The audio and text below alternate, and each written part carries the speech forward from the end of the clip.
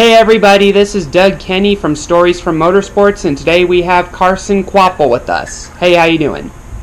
Good, how you doing? Doing fabulous. So, you're the son of 2003 Truck Series champion Travis, is that right? Yep. Yeah, what was that like growing up, seeing your dad competing in NASCAR and all that? Yeah, it was pretty awesome. We were on the racetrack all day, every day, I guess, and that was kind of the norm for us. So, just being at the racetrack was kind of pretty much an everyday thing, right? It wasn't any different. Just like anyone, normal kid playing baseball, it was just normal. So, being at the racetrack all the time just kind of got to be the norm, and just grew up around it, got into it, running bandoleros and carts and stuff, and it took off from there. That's amazing. Considering your dad is a person from Wisconsin, have you ever been there many times? Yeah, we all our family's still up in Wisconsin, so we go there once or twice, maybe a few times a year, and go and visit up there. It's cold. Yeah, your dad must have had a really good year with you being born and then winning the truck championship the same year, don't you think? Yeah, it's obviously it was probably a big year for him for sure. And having a kid and winning the Truck Series championship obviously is a huge deal, both of those. So definitely a pretty big life changer, and it was a good one. Yeah, for sure. When Travis was competing in NASCAR, did you ever have any glimpses of him in action, like when he was with Yates or Roush? I honestly don't remember those times really well. Maybe just here or there, but I just remember towards the latter of his career, whenever he was driving, I guess not as good race cars and just going to the track to make some money. So I don't really remember the really fun highlights, but definitely remember some. Yeah. It's a shame that your dad kept coming so close at Daytona, in the Truck Series, and just seemed to lose out towards the end. Yeah, it seemed like, watching the old replays and stuff, it seemed like he was always right there, just never had the right push, or whatever you want to say. Yeah. So yeah, what got you into racing aside from what your dad achieved? I mean, just being around the racetrack is really what sparked it. I mean, no one becomes a race car driver out of the blue when they've never watched racing. So I mean, just being around the racetrack, being around my dad and stuff, watching kids my age go run race cars and stuff around racetracks was, I guess, really what sparked it. And I don't really know other than that. It's just one day all of a sudden it was kind of, I want to race, and we just got into it a little bit shortly after that. It took off for sure. Yeah, for sure. When did you win your first race? It would have been 2014. I won my first race. I think it was the January 14. We were running road course stuff at Charlotte Speedway, and I honestly don't remember, but I think we was on the road course there at Charlotte.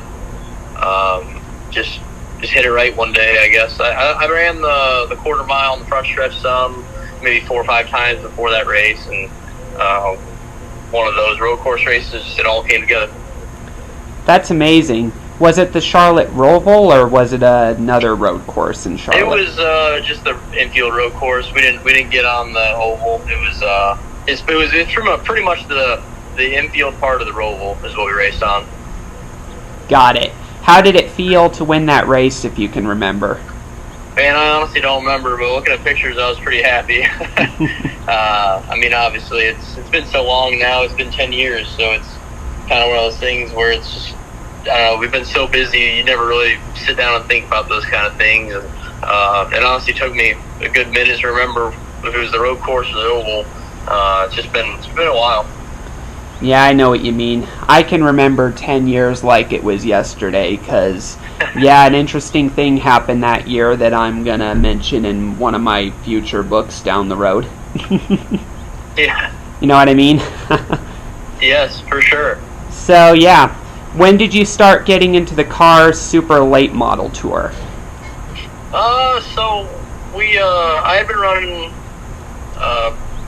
Brad Manstead's Super up in Wisconsin, the car that Ty Majeski used to always drive.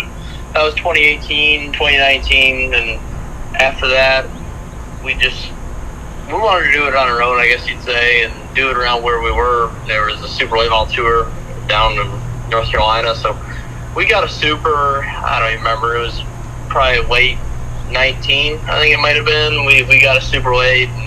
It was pretty rough, honestly. We still have it to this day. My brother still runs it. That's his main pro car. He runs the Cars Tour, but when we got it, it was in pretty rough shape. It was only had one race on it, just it wasn't built right, I guess you could say. And we went and ran it a few times. We just really had no clue what we were doing. We just had one set of everything. The car, whatever the car came with, was what we had. So we just grinded a lot of hours, and I think we might have finished second at South Boston at the end of the year with that car and the Cars Tour.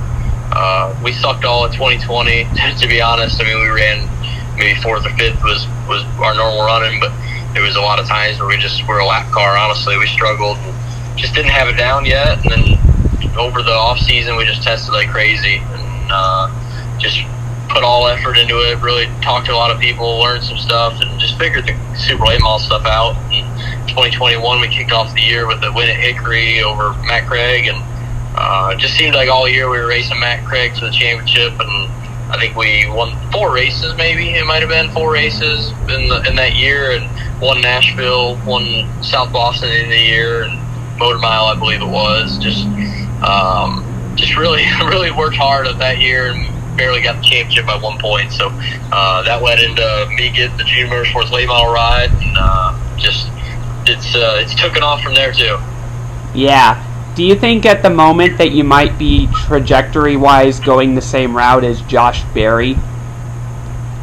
Yeah, I mean, I would surely hope so, I guess you'd say. I mean, watching what Josh, how he came through, it was, it's, I guess you could say, a preview for what I hope is going to happen for me. And, I mean, obviously, some might get more opportunities than others, stuff like that. So, I don't know. I don't want to get my hopes up, obviously, but I feel like the strong runs we're having in the Xfinity Series, and to back it up with the late model runs we've been having, I feel like it's one of those deals where it's kind of you just keep running like that, you're going to get an opportunity. So hopefully it expands maybe in the next year. Not really sure. Just wait and see, I guess.